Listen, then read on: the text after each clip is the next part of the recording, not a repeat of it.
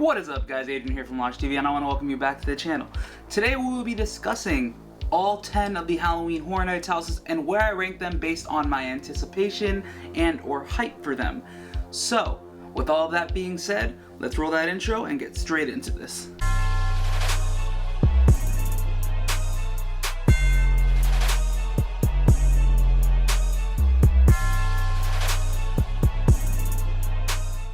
So like I said, Horror Nights dropped all their houses. We know what the whole lineup is now.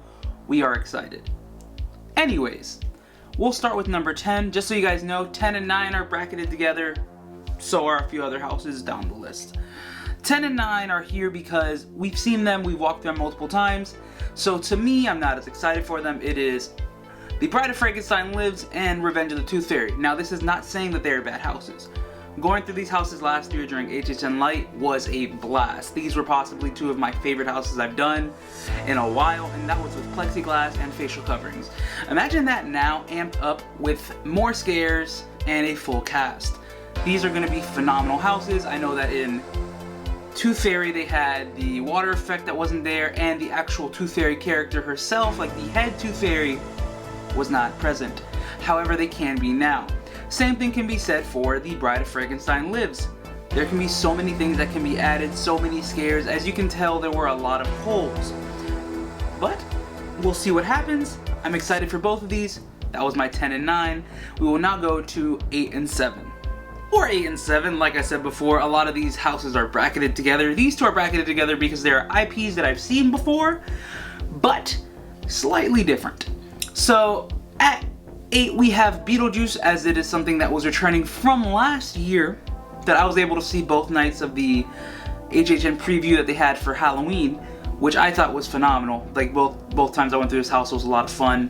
I enjoyed seeing Beetlejuice. However, I was only able to see it for a little bit, being as it's on the bottom of my list. We'll see what happens. I enjoyed it. It was a super fun house. If you love Beetlejuice, you'll love this house. Next we have at 7 the Texas Chainsaw Massacre. Now TCM is a brand new iteration of the first version of TCM. So we saw this house back in 26. In 26 this was my second to least favorite house, which is why this is so far down on my list, and because there's a lot of other good things that are coming to the event this year. So TCM and me don't get along too well. However, I am completely willing to give this another chance because I feel like this house can blow things out of the water. I feel like it can be huge, and the fact that it's in a soundstage really adds to the flavor of it. So, just saying, this house can be really good. Now moving on from Texas Chainsaw Massacre, we have our number 6, which is The Haunting of Hill House. The Haunting of Hill House, honestly, like I said earlier in the video when it was announced, it is my sleeper. I feel like this can be one of the best houses of the event. It has everything you'd want from the show. It has the bent neck lady. It has all the ghosts. It's just, I'm excited to see this. Hopefully they execute it well. If you guys haven't seen the facade, I'm going to put it on the screen. Here's a spoiler warning. 3, 2, 1. There it is. It's just gorgeous. It's one of the best facades I've ever seen, and I can't wait to check it out. Next, we have an original that wasn't on the original slate for this, which is Case Files Unearthed Legendary Truth. Now this will be my very first time going through a Legendary Truth experience. Now Legendary Truth has been present when I've been at the event, like in 2016 when they had the repository. However, I didn't live here, so I didn't go enough to be able to attend the repository. I wanted to, but I didn't. But I'm excited to see this. It's not going to be based on Bloody Mary, contrary to belief to a lot of people. This is just focusing on the cases of Boris Schuster and how far we'll go to unearth these files and get them closed. I'm excited for this.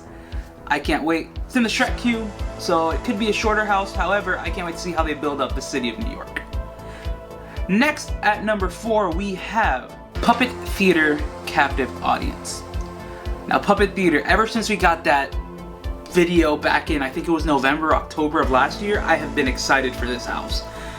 The scenery, everything about this is just, the fact that it's a puppet troupe you're going through. Don't expect this to be your typical puppet or mannequin house. No.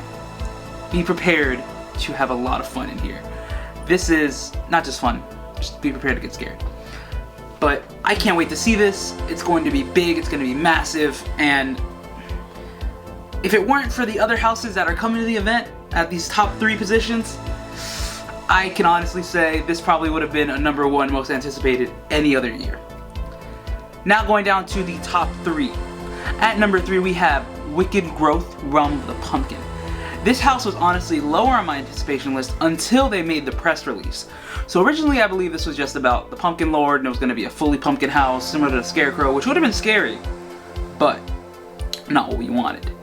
Now, after getting the press release and knowing that this is basically vintage Halloween, featuring Nathaniel Crow, not naming him Nathaniel Crow, but basically Nathaniel Crow, which is a forgotten icon, it's awesome. We're going to be going into like an old witch's cottage, an old cemetery. It's basically going to be like a Halloween house, like a Halloween, the season, with pumpkins. And if you guys haven't seen the facade for this, I'm not going to post it. It is beautiful. I'm not going to spoil that one. It is gorgeous. I can't wait for you guys to see that. I can't wait to see it with my own eyes at night. It's going to be great. Now the number 2 and number 1, these two are interchangeable, as in they are 2 houses that I've been anticipating since this got announced, before it got announced, when it was speculated, however you want to put it. Those 2 are HHN Icons Captured and Welcome to Scary, Horror in the Heartland. Both of these houses are high on my hype list. They're things I've always wanted to see. I've never been able to see a bunch of icons at once, being as my first event was 2013. I got to experience some icons in Jack Presents 25 Years of Monsters and Mayhem, which was my favorite house of all time. So if you break it down, these 2 houses are basically babies to that house. So taking what things I liked from each house and putting them in individual houses.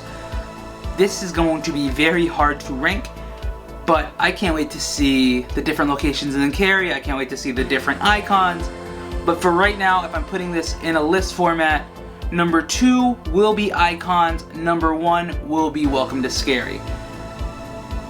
We'll see what happens when the event comes around. I'm excited. I hope you guys are excited. I want you guys to drop below your anticipation list and what you're most excited for the event. My Scare Zone hype list should be coming out at a later time. I also will be doing a beginner's guide and things of that nature for you to check that out. Hope you guys are very excited. I am very excited. The event's rolling. I'm rolling. If you like this, give it a thumbs up. Comment down below what I told you to comment down below. If you don't remember, go back. Subscribe if you guys already haven't done so. And stay excellent, my dudes.